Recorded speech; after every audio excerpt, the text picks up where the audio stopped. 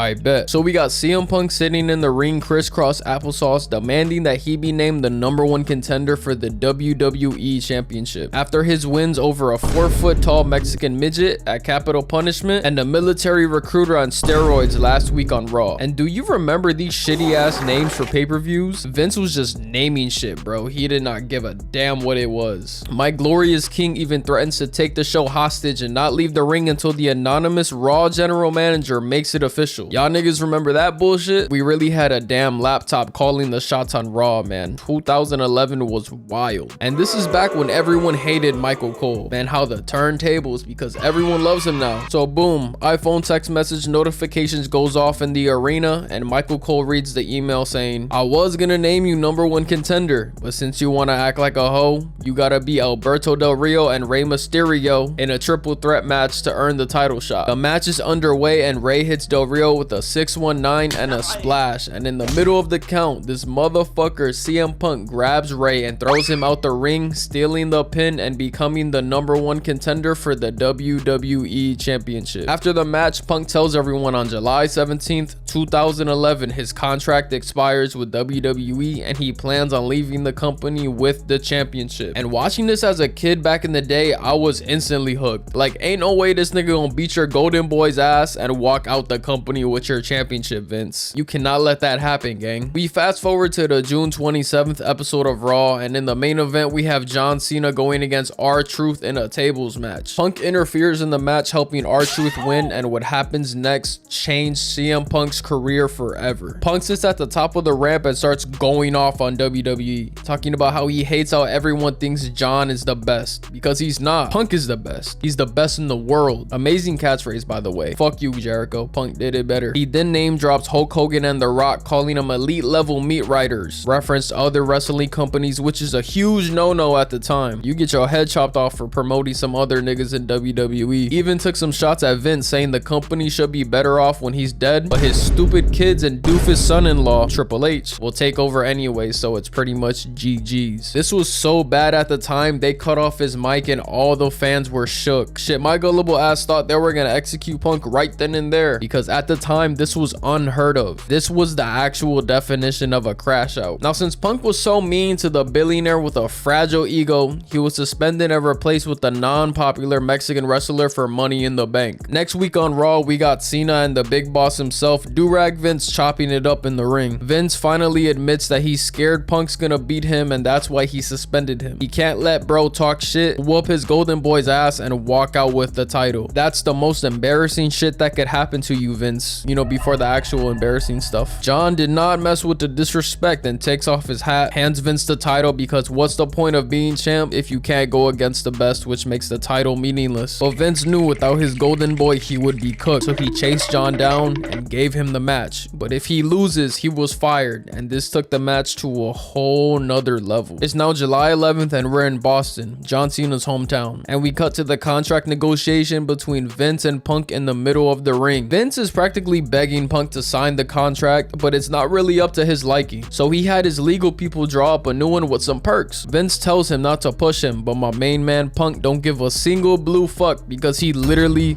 pushes Vince. And just imagine laying hands on your boss, let alone pushing him, especially when it's Vince McMahon, who was a literal definition of a fucking crash out. Punk tells him he wants his own private jet, not Vince's personal one because it smells, to bring back the WWE ice cream bars, his own movie, the main event of WrestleMania, and he wants Vince to simply apologize to him. And if you know anything about Vince, that is probably the most unlikely thing in the entire list, because he is one stubborn bastard. So Vince gives a half-ass I'm sorry, and I ain't gonna lie, that ain't gonna cut it, I'm gonna let you try it again, and this time it better be good. And this is the apology that we got. I apologize, you son of a bitch.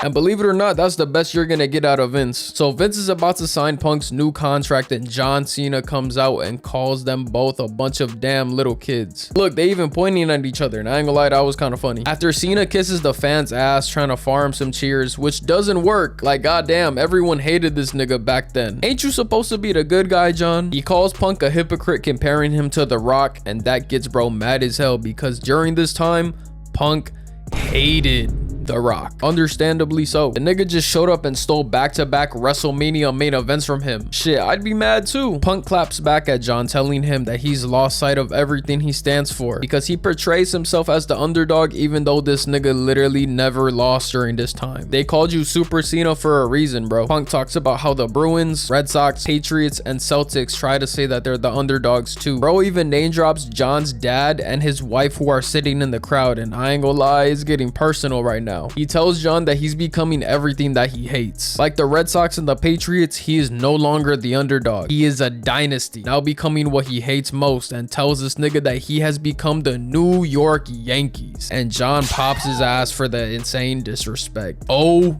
nah, Michael was talking that talk. He was talking reckless as hell because the Red Sox and the Yankees got beef so big it rivals the Bloods and Crips. Punk snatches the contract from Vince and goes to the top of the ramp and writes the contract, so now if John loses, Vince is screwed. Punk will be a free agent and will walk out the building with the championship, and there's not a damn thing he could do about it. So now we head to Money in the Bank in my hometown of Chicago, and the year is 2011 and life is good. And turns out Punk had to sign a 2-day extension to even compete in this match, which he signed hours before the pay-per-view, which is wild. I believe the report said that if he wasn't in the main event, he wasn't signing, so Vince had no choice but to give him the main event. And I ain't gonna lie, Punk is a master negotiator, bro. He had this nigga Vince by the fucking balls. My Glorious King makes his entrance and the entire stadium explodes. There's Punk signs everywhere. Everyone is treating him like God because low-key, for us Chicagoans, he is Jesus. He's wrestling Jesus for us. The classic "if Punk loses we riot" sign. It was so crazy. Jerry the King Lawler on commentary compared it to if the Chicago Bears were in the Super Bowl and the Super Bowl was being played in Chicago. John makes his entrance and they're treating him like he's that one guy with the mustache. And I think WWE would have genuinely been scared for John's safety if he won the match, because if Punk would have lost in his hometown of Chicago, Illinois, with this storyline and how much they were pushing him, we would have burned the building to the ground. So the match starts and they both feeling each other out, reversing each other's moves and shit. Cena whips Punk in the corner, bouncing him off into a running bulldog, and then clotheslines the piss out of him. Like, god damn. You saw that spit fly? I'm gonna play it back for y'all so you can see the fucking spit fly out of this man's mouth. Punk tries to get something going, slamming him, then whipping him in the corner, but Cena suplexes him and gets him up for an AA, but Punk gets out of it, kicking him in the little Cenas and hits a DDT. He then throws him out the ring and lands a knee to the back of his head. Gave that man some brain damage on that one. They get back in the ring and Punk throws Cena in the corner going for a spear, but John weaves and grabs his foot, but Punk kicks him away and hits him with a clothesline. Punk kicks Cena in the face and jumps off the top rope, landing on him. And yeah, that was a botch right there, but the match is flowing and shit, so I don't care. Punk tries to suplex bro over the rope, but Cena counters and suplexes him on the floor. After almost breaking their backs, they get back in the ring and John slams Punk and hits him with an elbow, slams him again and puts him in a submission. Punk counters and they both clothesline each other, knocking each other both down. Punk misses with a knee to the face and gets slammed with Cena setting up the 5-knuckle shuffle, but my goat has the brilliant idea of kicking him in the face to counter, and believe it or not, to this point Punk was one of the very few people to do this. Everyone else just let it happen. So after the kick, John is stunned and Punk knees him out the ring and lands a suicide dive, and this is when it was a big deal to pull one of these off. You watch a Seth Rollins match now and you see 30 of them bitches, bro, just spamming that shit. They're back in the ring and Cena dodges Punk diving off the top rope, landing the 5-knuckle shuffle and putting him up on his shoulders for the AA, and my Glorious King lands on his feet, kinda kicks him in the face, leg sweeps him to the ground, then lifts him up for a GTS but gets countered into a gut wrench slam. Cena goes for the AA again, but Punk counters, landing 2 knees and a bulldog. Punk then jumps off the top rope, landing a splash, and oh yeah, my goat is cooking. Cena weaves a kick and puts him in the STF, but Punk reaches to the ropes, forcing the count to break. Punk kicks bro in the head, making his ass see stars. He then jumps off the rope again, but Cena catches him, lifts him up for a AA. Punk counters, putting him up for the GTS, then John counters, locking him in the STF, and then Punk counters that into the Anaconda Vice. But then this Superman looking ass nigga goes Super Saiyan, randomly hitting a